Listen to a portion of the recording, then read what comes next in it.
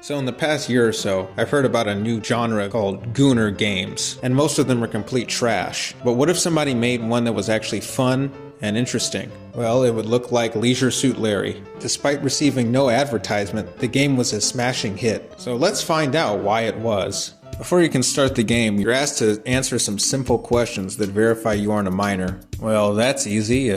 Pink Floyd, obviously. Damn. How was I supposed to know that? All of those seemed like reasonable answers, damn it. And the final question. Maybe this one is a joke. What? You're a kid.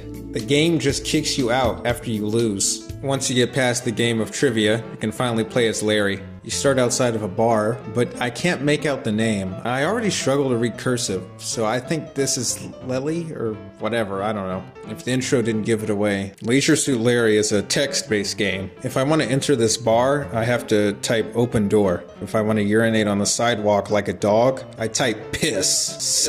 You can do a whole lot. Look at walls, paintings, take a crap in the toilet. The game's vocabulary is pretty big and fun.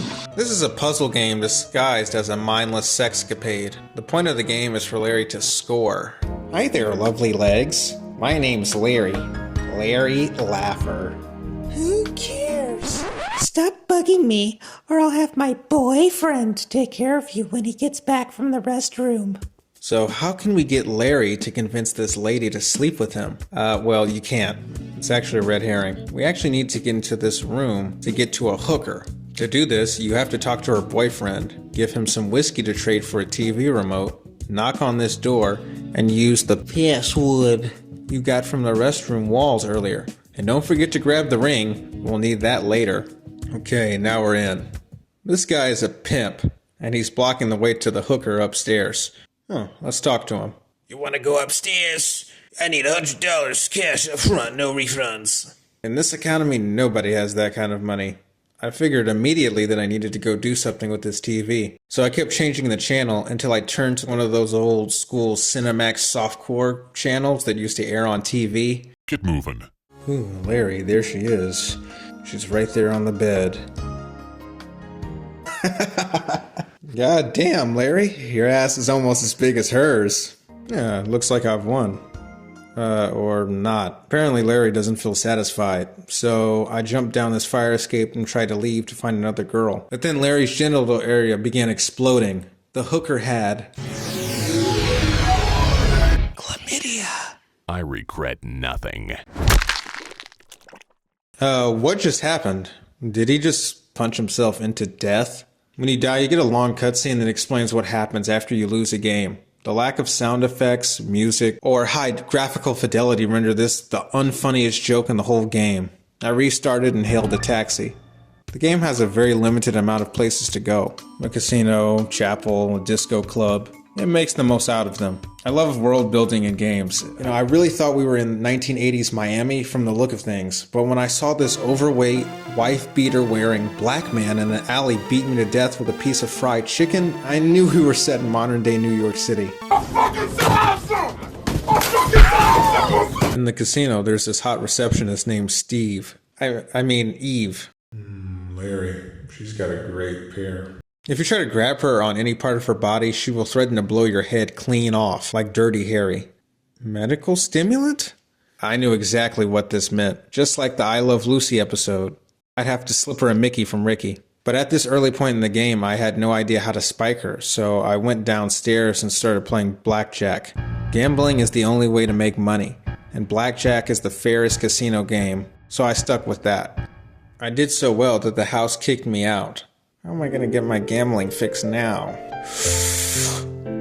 What's this? Say, Larry, you should go disco dancing. That might cheer you up. All of the women in the game look pretty mid in my opinion, so I didn't think this girl would be any different. Then the game gifted me with this close-up.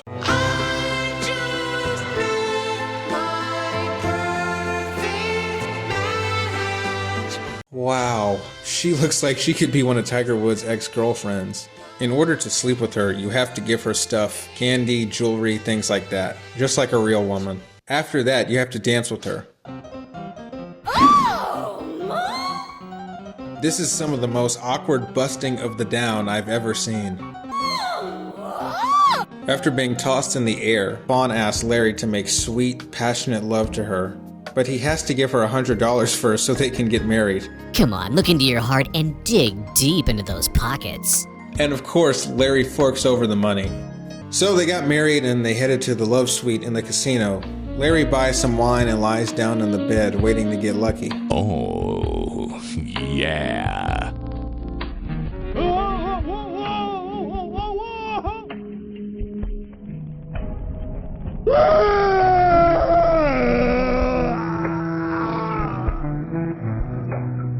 Now you have to grind at the blackjack table for an hour trying to win your money back. And you better save scum or else you're screwed. I wish they put some other ways to make money, like in the Yakuza games, but I guess they did the best with what tech was available at the time. The only girl left is Eve. Anyone remember those Mickeys we have to give her? This other window has some pills. I originally thought I had to grab the ladder and lay it down near the guardrail to grab them, but no, you can't grab the ladder. I tried an embarrassing amount of times and kept falling down into the trash bin. Oh, and by the way, you need to look inside of the trash bin for a hammer. I had to use the rope Fawn tied me up with to hang from the railing and smash the window to get the pills. The end game is so farcical. Only Al Crow could have cooked this up. You have to follow Eve to the penthouse suite at the top of the casino. I looked around because I wanted to get a high score and found this closet, but it seemed like nothing was in it. But then Larry squinted his eyes and found an inflatable doll that somehow slipped from his grasp and flew outside. I thought this glass was taken away for this bit, but it's actually always open. Pretty nice way to guide the player to where they need to go. Oh, yeah. All you need to do now is give Eve an apple, and Larry's wish finally comes true.